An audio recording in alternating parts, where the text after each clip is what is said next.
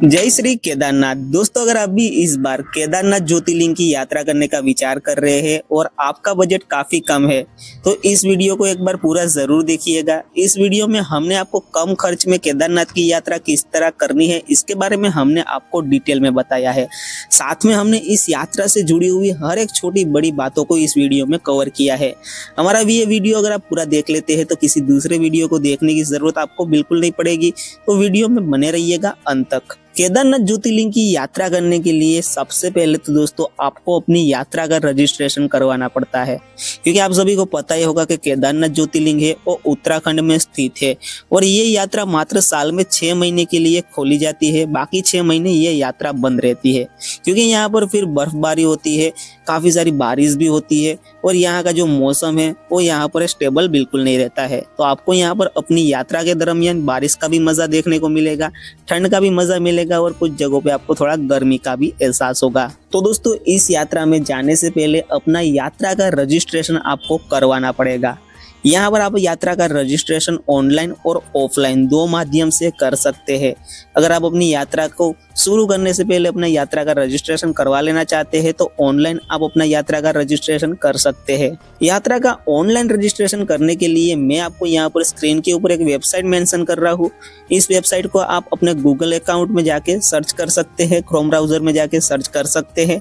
वहां पर आप इस लिंक के ऊपर चले जाइएगा, फिर वहां पर आपको कुछ प्रोसेस होगी जो आपको यहाँ पर कंप्लीट करनी पड़ेगी, फिर आपकी यात्रा का रजिस्ट्रेशन हो जाएगा। और दोस्तों, यहाँ पर मैं अपने डिस्क्रिप्शन में भी इस वेबसाइट का लिंक दे दूंगा, तो आप डिस्क्रिप्शन में जाके सीधा इस लिंक के थ्रू आप अपनी यात्रा का रजिस्ट्रेशन करवा सकते हैं। दोस्तों, यहाँ पर ऑनलाइन रजिस्ट्रेशन करने में दूसरा जो ऑप्शन है वो है व्हाट्सएप के थ्रू आप अपनी यात्रा का रजिस्ट्रेशन कर सकते हैं। यहाँ पर स्क्रीन के ऊपर मैं आपको जो नंबर मेंशन कर रहा हूँ इस नंबर को आपको सेव कर लेना है और उसके बाद फिर इसके ऊपर जाके आपको यात्रा ऐसे करके एक मैसेज सेंड कर देना है। जैसे आप मैसेज सेंड करेंगे तो यहाँ पर आपको कुछ प्रोसेस होगी, कुछ सवाल पूछे जाएंगे जिनके आपको जवाब देते जाने हैं। यहाँ पर आपका व्हाट्सएप के ऊपर बड़े ही आसानी से यात्रा का रजिस्ट्रेशन हो जाएगा। ऑनलाइन अपनी यात्रा का रजिस्ट्रेशन अगर आप करवाना चाहते हैं तो उसके लिए एक तीसरा विकल्प भी आपके पास मौजूद है, जो है उत्तराखंड का जो ऑफिशियल एप्लीकेशन है उसको आपको प्ले स्टोर से डाउनलोड करना है और उस एप्लीकेशन के ऊपर आपको लॉगिन करना है। लॉगिन करने के बाद आपको वहां पर अपनी यात्रा का रजिस्ट्रेशन करवा लेना है। तो दोस्तों, यहाँ पर अभी तक हमने सिर्फ ऑनलाइन में जो रजिस्ट्रेशन करने हैं उन स्टेप के बारे में बताया कि आप कहाँ से अपना ऑनलाइन में रजिस्ट्रेशन करवा सकते हैं। अब बात करते हैं जिनको अपना ऑफलाइन में रजिस्ट्रेशन करवाना है। क्या आप यहाँ पर ऑनलाइन अपना रजिस्ट्रेशन नहीं करवा पा रहे हैं तो आप यहाँ पर ऑफलाइन में भी अपना रजिस्ट्रेशन करवा पाएंगे अपनी यात्रा के लिए। तो दोस्तों, इसके लिए आपको पहुंचना पड़ेगा हरिद्वार, ऋषिकेश या फिर देहरादून। इन जगहों पर काउंटर बने हुए हैं जहां पर आप जाके अपना ऑफलाइन में रजिस्ट्रेशन करवा सकते हैं। आपको अपना आधार कार्ड अपने साथ में रखना पड़ेगा।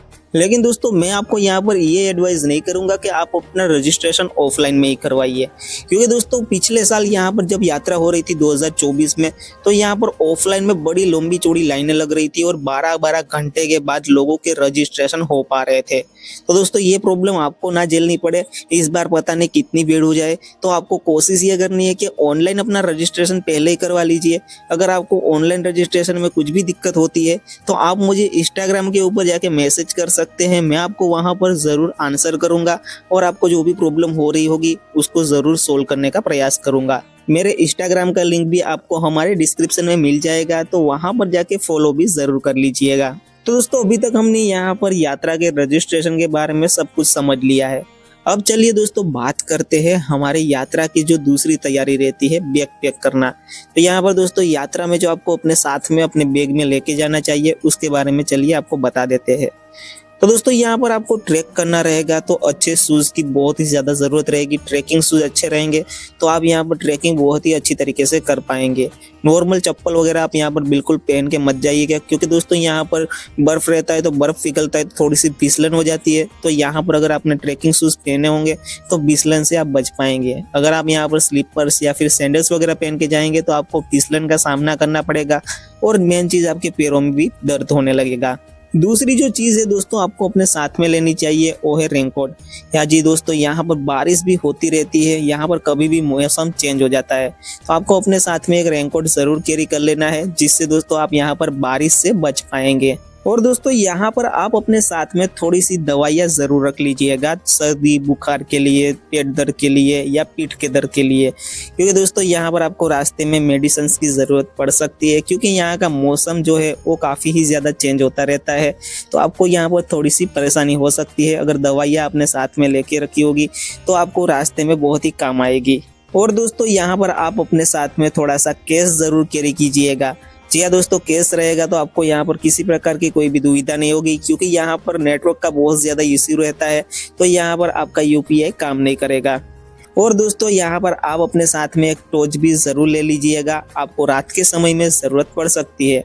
और दोस्तों एक पावर बैंक भी ज़रूर अपने साथ में कैरी करके रखिए, जिससे आप अपने मोबाइल फ़ोन्स को यहाँ पर चार्ज कर पाएंगे।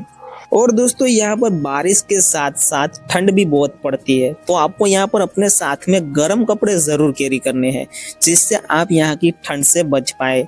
और दोस्तों आप यहाँ पर अपने साथ एक पानी का बोतल ज़रूर कैरी कर लीजिएगा। आपको यहाँ पर रास्ते से पानी खरीदने की बिल्कुल ज़रूरत नहीं पड़ेगी, क्योंकि रास्ते में आपको ऐसे झरने देखने को मिलते रहेंगे जहाँ से आप वापस से वही बोतल पानी की भर पाएंगे। लेकिन दोस्तों यहाँ वहाँ कहीं भी आप इन पानी की प्लास्टिक की बोतलों को बिल्कुल मत फेंकिएगा, क्योंकि यहाँ पर इन सभी चीज़ों को फेंकना बहुत ही ख़राब लगेगा।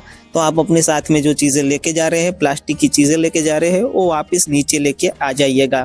तो दोस्तों यहाँ पर ये बात हो गई आपकी यात्रा में जो आपको चीज़ें अपने साथ में लेके जानी है उसके बारे में। अब दोस्तों यहाँ पर आपको मेन चीज़ ये बता दे जो आपको फिजिकली करनी पड़ेगी, वो रहेगी आपको थोड़ी सी एक्सरसाइज। जी हाँ दोस्तों, आपको अपनी यात्रा के 15-20 दिन पहले ही थोड़ी थोड़ी एक्सरसाइज करना स्टार्ट कर देना है। थोड़ा आपको यहाँ पर अपने घर के अंदर सीढ़ियाँ बनी हो तो उसकी सीढ़ियों को चढ़ना है, उतरना है, जिससे दोस्तों आपकी बॉडी थोड़ा सा उस चीज़ के लिए तैयार हो जाएगी। क्योंकि यहाँ पर ट्रैक रहता है, तो ट्रैकिंग के दरमियान अगर आपको कुछ भी दिक्कत होती है तो आपको बहुत ही ज़्यादा पेन होगा। लेकिन दोस्तों आपने थोड़ी सी अपनी बॉडी के ऊपर मेहनत की होगी, थोड़ा प्रैक्टिस किया होगा, तो आपको इस यात्रा को करने में काफ़ी आराम रहेगा, काफ़ी अच्छा भी लगेगा और आप बढ़िया तरीके से इस पूरे ट्रैक को कंप्लीट कर पाएंगे और बाबा केदारनाथ के दर्शन तो बड़े ही आराम से मस्त हो जाएंगे। तो दोस्तों घर पे थोड़ी प्रैक्टिस ज़रूर कीजिएगा, अपनी बॉडी को थोड़ा लोड ज़रूर दीजिएगा, जिससे आपको इस यात्रा में किसी प्रकार की कोई भी फिजिकली प्रॉब्लम ना हो। तो दोस्तों ये रहेगी आपकी केदारनाथ की यात्रा में जाने से पहले जो तैयारी करनी रहती है, जो बैग पैक करना रहता है, वो सारी चीज़ें। अब बात करते हैं इस यात्रा में आप किस तरह पहुँच पाएंगे। तो दोस्तों यहाँ पर आपको सबसे पहले हरिद्वार पहुंचना पड़ेगा। मैंने जैसे आपको आगे वीडियो में बताया कि इन चारों धामों तक जाने के लिए जो प्रवेश द्वार है वो हरिद्वार है। हरिद्वार आने के बाद ही आप यहाँ पर केदारनाथ, बद्रीनाथ, यमुनोत्री या फिर गंगोत्री की यात्रा कर सकते हैं। तो यहाँ पर सबसे पहले आप अपने शहर या राज्य से हरिद्वार के लिए अपनी ट्रेन बुक कर लीजिए। एडवांस में ही अपना ट्रेन का टिकट करवा लीजिए। यहाँ पर मैं आपको अभी डे वाइज बताऊंगा कि आपको कितने दिन लगेंगे, तो उस हिसाब से आप अपनी की जो ट्रेन की टिकट रहेगी उसको भी बुक कर पाएंगे। तो वीडियो में बने रहिएगा। अगर आपको वीडियो पसंद आ रहा है, हमारी इन्फॉर्मेशन आपको यूजफुल लग रही है, तो जरूर इस वीडियो को लाइक कीजिएगा। कमेंट बॉक्स में हर हर महादेव जरूर लिखिएगा। अगर दोस्तों आपको यहाँ पर बाई चांस हरिद्वार के लिए सीधी ट्रेन आपके शहर या राज्य से नहीं मिल पा रही है, तो दोस्तों यहाँ पर आप ऋषिकेश रेलवे स्टेशन आ सकते हैं या फिर देहरादून रेलवे स्टेशन आ सकते हैं। इन दोनों रेलवे स्टेशन आने के बाद भी आप अपनी केदारनाथ की यात्रा को आगे बढ़ा सकते हैं। लेकिन दोस्तों कोशिश पूरी ये कीजिएगा कि आपको सीधी हरिद्वार के लिए ही ट्रेन मिल जाए, जिससे दोस्तों आपको हरिद्वार से ज़्यादा ऑप्शन मिलेंगे केदारनाथ की तरफ जाने के लिए। ऋषिकेश और देहरादून से भी ऑप्शन मिल जाते हैं, लेकिन दोस्तों थोड़े कम रहते हैं।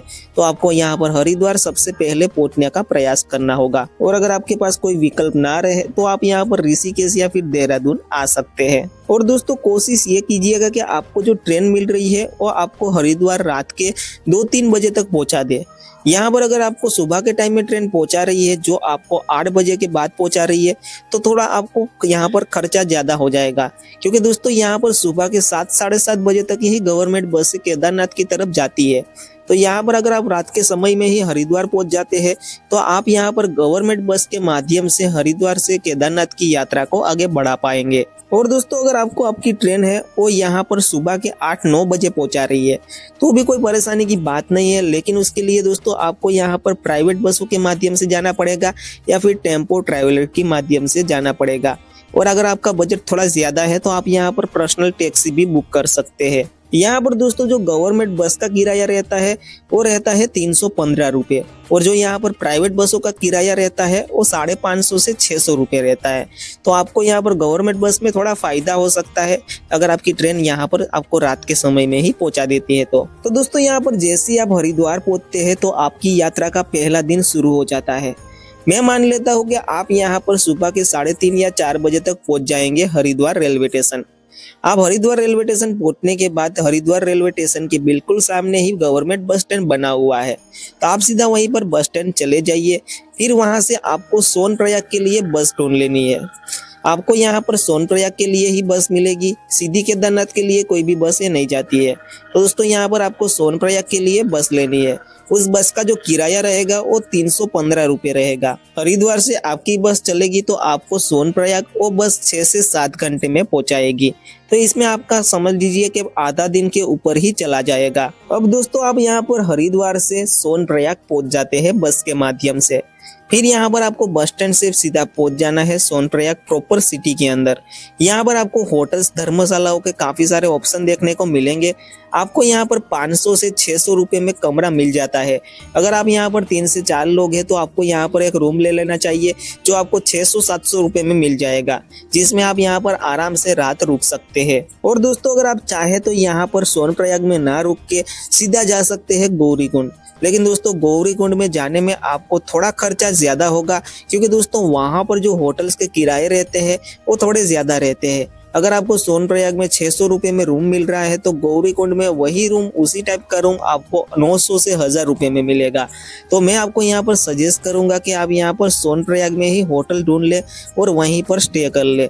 यहाँ पर सोनप्रयाग में आपको डोरमेट्री भी मिल जाती है। अगर आप यहाँ पर सोलो ट्रैवल कर रहे हैं दोस्तों तो यहाँ पर आपको 250 से 200 रुपये में आपको डोरमेट्री मिल जाएगी, जहाँ पर आप अपनी रात बिता सकते हैं। तो दोस्तों आपकी यात्रा का यहाँ पर पहला दिन समाप्त होता है सोनप्रयाग पहुँचने के बाद। सोनप्रयाग में आप आराम कीजिए। यहाँ पर आपने जो भी होटल ली है वहीं पर आपका अपना खाना पीना भी करवा लीजिए।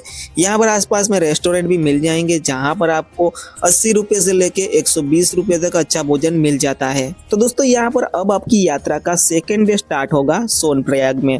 सोनप्रयाग में आप सुबह जल्दी उठ जाइए। जितना जल्दी उठ पाएंगे उतना अच्छा रहेगा, क्योंकि दोस्तों यहाँ पर आपको अब अपनी यात्रा का जो रजिस्ट्रेशन करवाया था वो चेक करवाना पड़ेगा। तो यहाँ पर सोनप्रयाग में पहला चेक पॉइंट बना हुआ है जहाँ पर आपकी यात्रा का रजिस्ट्रेशन चेक किया जाता है। तो यहाँ पर काफी ज्यादा लंबी लाइनें भी लग जाती है, तो सुबह जल्दी उठने में आपका फायदा रहेगा। दोस्तों जैसे ही आपकी यात्रा का रजिस्ट्रेशन चेक हो जाता है चेक पॉइंट पे, उसके बाद आपको वापस से लाइन में लग जाना है टैक्सी वालों के लिए, क्योंकि दोस्तों यहाँ पर सोनप्रयाग से फिर आप किसी प्रकार का कोई भी प्राइवेट व्हीकल लेके आगे नहीं जा सकते हैं। यहाँ पर प्राइवेट टैक्सियाँ चलती है जो गौरीकुंड से सोनप्रयाग और सोनप्रयाग से गौरीकुंड के लिए चलाई जाती है, जिनका जो किराया रहता है दोस्तों वो 50 से 60 रुपये रहता है। तो उस किराए में आप यहाँ पर सोनप्रयाग से गौरीकुंड पहुँच जाएंगे। तो यहाँ पर आपको एक टैक्सी में बैठ जाना है। आराम से आपको यहाँ पर 15 से 20 मिनट में गौरीकुंड छोड़ देते हैं टैक्सी वाले। तो दोस्तों यहाँ पर गौरीकुंड पहुंचने के बाद अब आपको अपनी यात्रा को पैदल ही स्टार्ट कर देना है। लेकिन दोस्तों यहाँ पर 2024 में गौरीकुंड में एक गर्म पानी का कुंड हुआ करता था, जहाँ पर गौमुख से पानी आता था। तो आने वाले सभी भक्त उस कुंड में स्नान करते थे, फिर अपनी यात्रा को आगे बढ़ाते थे। लेकिन दोस्तों 2024 में जो आपदा आई थी उसमें उस कुंड की समाप्ति हो गई, फिर वो यहाँ पर कुंड नहीं रहा है। तो यहाँ पर अब किसी प्रकार का कोई स्नान करना नहीं रहता है, आपको सीधी अपनी यात्रा को शुरू कर देना रहता है। तो यहाँ से आपकी यात्रा पैदल शुरू होगी। यहाँ पर आप फिर अपनी यात्रा को 16 किलोमीटर के लिए पैदल करेंगे। अब दोस्तों बात रहती है कि अगर आप यहाँ पर चलने के लिए सक्षम नहीं है तो आपके पास कौन से विकल्प है। तो दोस्तों अगर आपकी बहुत ही ज्यादा उम्र है या फिर आपके मम्मी पापा दादा दादी की बहुत ज्यादा उम्र है और आप उनको केदारनाथ की यात्रा करवाना चाहते हैं, तो दोस्तों यहाँ पर आप उनको अपनी यात्रा में हेलीकॉप्टर से लेके जा सकते हैं। जी हाँ दोस्तों, यहाँ पर हेलीकॉप्टर की सुविधा उपलब्ध है। हेलीकॉप्टर से माध्यम से आप अपनी यात्रा करवा सकते हैं केदारनाथ की। यहाँ पर आपको उसका ऑनलाइन अपना बुकिंग करना रहता है, जिसकी वेबसाइट मैं यहाँ पर स्क्रीन के ऊपर मेंशन कर रहा हूँ, अपने डिस्क्रिप्शन में भी दे दूंगा। और दोस्तों अगर आप यहाँ पर हेलीकॉप्टर बुक नहीं करना चाहते हैं तो यहाँ पर पिट्ठू भी रहते हैं, तो आप यहाँ पर पिट्ठू के माध्यम से भी अपनी यात्रा कर सकते हैं। और दोस्तों यहाँ पर अगर आप पिट्ठू के माध्यम से अपनी यात्रा नहीं करवाना चाहते हैं अपने बुजुर्गों को, तो यहाँ पर घोड़ा और खच्चर भी चलाए जाते हैं जिनके माध्यम से आप अपनी यात्रा को आगे बढ़वा सकते हैं। लेकिन दोस्तों यहाँ पर जो चलने में सक्षम है, मैं उनको कतई ये नहीं कहूँगा कि आपको अपनी यात्रा यहाँ पर इन बेजुबानों के ऊपर बैठ के करनी चाहिए, वरना दोस्तों आपको अपनी यात्रा ही नहीं करनी चाहिए अगर आप यहाँ पर घोड़ा या खच्चर के माध्यम से केदारनाथ बाबा के दर्शन करने के लिए जाने वाले हैं। यहाँ पर आपके अगर साथ में कोई बड़े बुजुर्ग है जो बहुत ही ज्यादा उम्र के हैं, जो चल नहीं पाते हैं, जो ट्रैक नहीं कर पाते हैं, वो यहाँ पर घोड़ा खच्चर के माध्यम से अपनी यात्रा करे तो उसमें कोई भी बुराई नहीं है। लेकिन जो चलने में सक्षम है उनको अपनी यात्रा बिल्कुल भी घोड़ा खच्चर से नहीं करनी चाहिए। अब दोस्तों बात रहती है कि यहाँ पर पिट्ठू घोड़ा खच्चर के जो किराए रहते हैं वो कितने रहते हैं, तो मैं यहाँ पर स्क्रीन के ऊपर आपको मेंशन कर रहा हूँ, आप यहाँ पर देख लीजिए कि किसका कितना प्राइस रहता है। आप वहाँ पर जाके उनका बुकिंग करवा सकते हैं, फिर वहाँ से आप अपनी यात्रा को आगे बढ़वा सकते हैं। अपने बुजुर्गों की यात्रा अगर आप यहाँ पर घोड़ा खच्चर से करवाना चाहते हैं तो करवा सकते हैं। अब दोस्तों यहाँ पर केदारनाथ के ट्रैक में आपको बहुत सी जगहों पर झरने देखने को मिलेंगे। तो मैंने आपको अपनी जो बैकपैकिंग की बात की थी उसमें बताया था कि आपको अपने साथ में एक पानी का बोतल रख लेना है, लेकिन दोस्तों यहाँ पर साथ में आप एक लकड़ी का डंडा लेके भी जा सकते हैं। तो आपको यह लकड़ी का जो डंडा रहता है वो आपको गौरी कुंड में भी बेचने वाले रहते हैं, उनसे मिल जाता है। 50-100 रुपये में आपको डंडा दे देते हैं, और जब आप वापस आते हैं तो उनको डंडा वापस करके जो उनका फिक्स प्राइस रहता है वो आपको उनसे ले लेना है। बाकी के जो पैसे बचते हैं वो आपको रिटर्न कर देते हैं। तो आप अपनी यात्रा में इस डंडे के सहारे भी जा सकते हैं। आगे बहुत ही ढलान रहती है तो आपको चलने में काफ़ी मदद मिलेगी। और दोस्तों रास्ते में यहाँ पर काफ़ी सारी जगहों पर झरने आते हैं, तो आपको जो मैंने पानी की बोतल के बारे में बताया था उस बोतल को आप वापस से भर सकते हैं, फिर वापस से जब खत्म हो जाए तो वापस से उसी बोतल को भर सकते हैं। तो दोस्तों यहाँ पर आपको कहीं भी पानी खरीदने की भी जरूरत नहीं पड़ेगी। अब दोस्तों बात आती है कि यहाँ पर इस यात्रा में जो 16 किलोमीटर का ट्रैक रहता है वो असल में 16 किलोमीटर का ही है या फिर ज्यादा है। तो दोस्तों ये जो ट्रैक रहता है वो पूरे 22 किलोमीटर का है, तो आपको यहाँ पर अपनी जो पैदल यात्रा है वो 22 किलोमीटर करनी पड़ेगी। तो दोस्तों इस बीच में जो सबके मन में सवाल रहता है कि वॉशरूम के लिए क्या सुविधाएं रहेगी, तो दोस्तों यहाँ पर आपको पूरे रास्ते में टॉयलेट बने हुए मिल जाते हैं, जो लेडीज के लिए भी अलग रहते हैं और पुरुषों के लिए भी अलग रहते हैं, तो आप उनका यूज कर सकते हैं। अब दोस्तों बात रहती है रास्ते में खाने पीने की क्या सुविधाएं उपलब्ध रहती है। तो दोस्तों यहाँ पर पूरे रास्ते में आपको खाने पीने के स्टॉल मिल जाते हैं। स्टॉल के ऊपर जाके आप यहाँ पर पराठे, मैगी ये सब खा सकते हैं। लेकिन दोस्तों इनके जो प्राइसेस रहते हैं वो थोड़े ज़्यादा रहते हैं, क्योंकि यहाँ पर ये सब सामान लेके आना भी बहुत ही ज़्यादा मुश्किल रहता है, जिसकी वजह से यहाँ पर प्राइस थोड़े हाई रहते हैं। तो आप यहाँ पर मैगी, पराठे, काफ़ी सारी चीज़ें और भी मिल जाती है, फ्रूट्स मिल जाते हैं जो आप यहाँ पर परचेस कर सकते हैं और खा सकते हैं। तो दोस्तों यहाँ पर आप पहुँच जाएंगे सीधा केदारनाथ बाबा के दर्शन करने के लिए ट्रैक को करते हुए। यहाँ पर जो आपको रास्ते में समय लगता है, अगर आप यहाँ पर सुबह 9 बजे से स्टार्ट करते हैं तो शाम के तकरीबन 5:30-5 बजे तक आप सीधा केदारनाथ धाम पहुंच जाते हैं।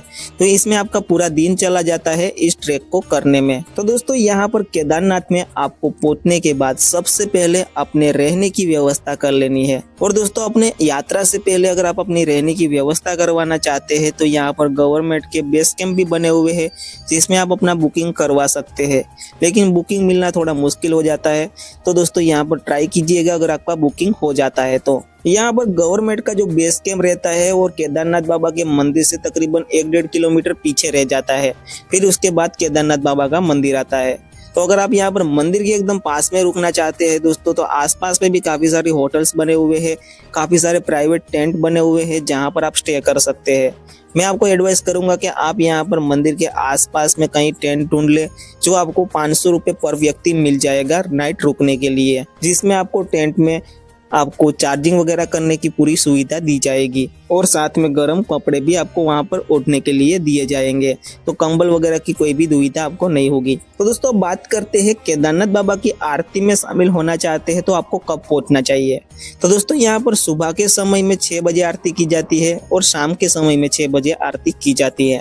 तो यहाँ पर अगर आप ट्रैक कर रहे हैं तो यहाँ पर 5-5:30 बजे तक आपका ट्रैक अगर कंप्लीट हो जाता है तो आप यहाँ पर आरती में शामिल हो पाएंगे जो 6 बजे की जाती है। यहाँ पर नाइट आपने स्टे किया हुआ है तो सुबह के 6 बजे वाली आरती में आप जरूर शामिल हो पाएंगे। अब दोस्तों यहाँ पर आपको अपने टेंट में थोड़ा सा आराम कर लेना है, थोड़ी देर सो जाना है।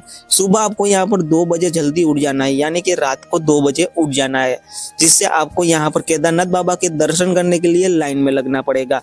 क्योंकि दोस्तों यहाँ पर बहुत ही लंबी लाइन लगी होती है, जिसमें आपको 5-6 घंटे भी लग जाते हैं केदारनाथ ज्योतिर्लिंग के दर्शन करने में। और दोस्तों यहाँ पर एक स्कैम भी चलता है कि यहाँ पर वीआईपी दर्शन के नाम पे आपसे पैसे भी लूटे जा सकते हैं।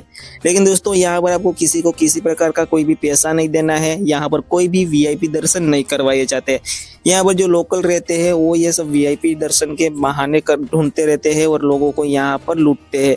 तो दोस्तों आपको यहाँ पर आराम से लाइन में लगना है। यहाँ की खूबसूरती बहुत ही कमाल की है केदारनाथ की, आपका कैसे समय कट जाएगा आपको बिल्कुल भी पता नहीं चलेगा। तो यहाँ पर आपको लाइन में लग के सबके साथ में जनरल दर्शन कर लेने हैं।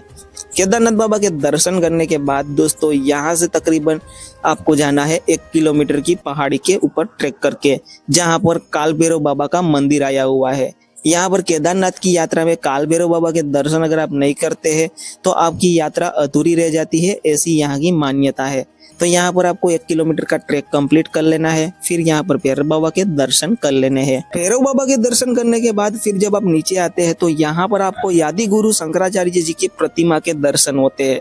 तो यादी गुरु शंकराचार्य जी की जो ये प्रतिमा है, इनके दर्शन अवश्य कीजिएगा। यादी गुरु शंकराचार्य वो है जिन्होंने हमारे भारत देश के 4 बड़े धामों की स्थापना की है।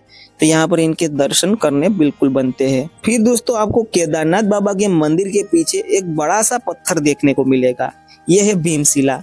जब यहाँ पर 2013 में आपदा आई थी तब ये पत्थर इस मंदिर के पीछे आके यहाँ पर खड़ा हो गया था और पानी के बहाव को 2 हिस्सों में बांट दिया था, जिसकी वजह से यहाँ पर केदारनाथ बाबा का ये मंदिर आज भी यहाँ पर वैसा का वैसा खड़ा है।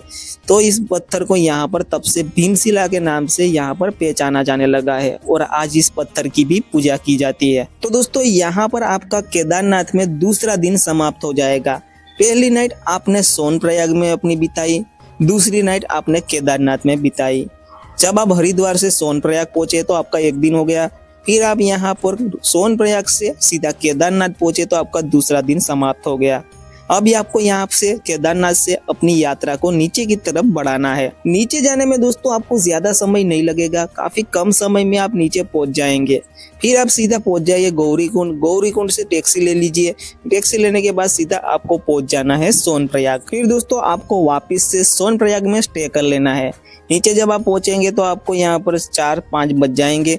तो दोस्तों यहाँ पर सोनप्रयाग से हरिद्वार के लिए आपको 4-5 बजे शायद ही कोई बस मिल पाए, तो आपको वापस से सोनप्रयाग में ही स्टे कर लेना है। फिर दोस्तों यहाँ पर सोनप्रयाग में दूसरे दिन सुबह जल्दी उठ के सीधा हरिद्वार के लिए बस ले सकते हैं। हरिद्वार पहुंचने के बाद आपकी यात्रा की समाप्ति हो जाती है। सोनप्रयाग से हरिद्वार पहुंचने में आपको पूरा दिन लग जाएगा। अब दोस्तों काफी सारे लोगों के मन में ये सवाल चल रहा होगा कि ये यात्रा टोटल कितने दिनों की हो रही है। तो दोस्तों यहाँ पर ये आपकी जो यात्रा है वो 4 दिन और 3 नाइट की होगी। कैसे होगी चलिए आपको मैं एक्सप्लेन कर देता हूँ। जब आप यहाँ पर हरिद्वार पहुंचेंगे तो हरिद्वार से जब आप सोनप्रयाग जाएंगे तो आपका पूरा दिन चला जाएगा। तब आप वहाँ पर सोनप्रयाग में नाइट स्टे करेंगे। दूसरे दिन सुबह जल्दी उठेंगे तब आपकी यात्रा का दूसरा दिन शुरू हो जाएगा। फिर आप पहुंचेंगे सोनप्रयाग से गौरीकुंड, गौरीकुंड से केदारनाथ। केदारनाथ पहुंचेंगे तो आपका दिन पूरा समाप्त हो जाएगा। तो आपकी यात्रा के हो गए टोटल 2 दिन। अब आप यहाँ पर सुबह जल्दी उठेंगे केदारनाथ में, फिर केदारनाथ बाबा के दर्शन करेंगे। आसपास की जो जगह के बारे में हमने बताया उनके सबके दर्शन करेंगे। फिर आप वापस नीचे की तरफ आएंगे। तो इसमें आपका पूरा दिन चला जाएगा। जब आप यहाँ पर सोनप्रयाग में पहुंचेंगे तो आपका हो गया ये तीसरा दिन। अब दोस्तों यहाँ पर शाम तक आप सोनप्रयाग पहुंच रहे हैं तो सोनप्रयाग में वापस आप नाइट स्टे कर रहे हैं। तो यहाँ पर आपकी नाइट का तीसरा दिन हो गया, यानी कि आपकी तीसरी नाइट हो गई। तो यहाँ पर आप दूसरे दिन सुबह जल्दी उठते हैं सोनप्रयाग में, फिर वहां से आप जाते हैं हरिद्वार। तो ये आपका चौथा दिन समाप्त हो जाता है। तो दोस्तों यहाँ पर इस तरह से आपकी यात्रा में जो आपको समय लगता है वो 4 दिन और 3 नाइट का लगेगा। तो यहाँ पर आपकी 3 रातें और 4 दिन की यात्रा हो जाती है। अब दोस्तों अगर आपके साथ में ज्यादा सामान रहता है तो आपको यहाँ पर जो सोनप्रयाग है, गौरीकुंड है, वहाँ पर लॉकर मिल जाते हैं, प्राइवेट लॉकर रहते हैं। आपको यहाँ पर 24 घंटे के लिए 100-150 रुपये देने पड़ते हैं। आपका सामान वो रखते हैं। जब आप वापस आते हैं तो आप अपना सामान वापस वहां पर पैसे पे करके ले सकते हैं। अब दोस्तों बात करते हैं इस यात्रा में होने वाले खर्च के बारे में। तो दोस्तों इस यात्रा में प्रति व्यक्ति जो खर्च आता है वो 4,500 से 5,000 आता है। यहाँ पर स्क्रीन के ऊपर भी मैं आपको मेंशन कर रहा हूँ सभी खर्चों के बारे में, जो आपको यहाँ पर खर्च आने वाला है, जिसका टोटल आपको यहाँ पर लास्ट में मिल जाएगा। इसमें दोस्तों मैंने आपको सिर्फ जो खर्च बताया है वो हरिद्वार से केदारनाथ और केदारनाथ से हरिद्वार के बीच में जो होता है उसी खर्च को मैंने यहाँ पर जोड़ा है। यहाँ पर मैंने ना किसी हेलीकॉप्टर का चार्ज जोड़ा है, ना किसी घोड़ा, पिट्ठू या खच्चर का यहाँ पर चार्ज जोड़ा है। वो सब आप अगर यहाँ पर लेते हैं तो आपको उसका खर्च अलग से जोड़ना पड़ेगा। अगर आप यहाँ पर प्राइवेट टैक्सी के माध्यम से जा रहे हैं तो उसका खर्च आपको अलग से जोड़ना पड़ेगा। मैंने जो यहाँ पर बस का किराया जोड़ा है वो गवर्नमेंट बस का जोड़ा है 315 रुपये। तो आप वो सारे खर्च अपने हिसाब से देख सकते हैं जो आप यहाँ पर एक्स्ट्रा करते हैं। मेरे हिसाब से अगर आप अपनी यात्रा कर रहे हैं उसी हिसाब से आपकी यात्रा होती है तो 4,500 से 5,000 के बीच में आपको खर्चा आएगा। यहाँ पर दोस्तों आपकी शहर से आने और जाने के जो खर्च रहता है हरिद्वार से आपके शहर और आपके शहर से हरिद्वार, तो वो खर्च भी आपको अलग से जोड़ने पड़ेंगे। ट्रेन के टिकट भी आपको अलग से जोड़ने पड़ेंगे। तो दोस्तों इस तरह से आपकी पूरी केदारनाथ की यात्रा कंप्लीट हो जाती है। मैंने आपको यहाँ पर हर एक छोटी बड़ी चीजें बताने की पूरी कोशिश की है। अगर आपको यहाँ पर हमारी ये जो वीडियो है वो पसंद आई है तो जरूर लाइक कीजिएगा। अगर कोई सवाल रह जाता है तो कमेंट कीजिए या फिर हमें इंस्टाग्राम के ऊपर जाके मैसेज कीजिए। हमारे इंस्टाग्राम का लिंक भी हमारे डिस्क्रिप्शन में हमने आपको दिया है। और दोस्तों ऐसे ही और वीडियो देखना चाहते हैं यात्रा रिलेटेड तो हमारे चैनल को सब्सक्राइब जरूर कीजिएगा। तो चलिए दोस्तों मिलते हैं किसी नए वीडियो के साथ, तब तक के लिए हर हर महादेव, जय श्री केदारनाथ।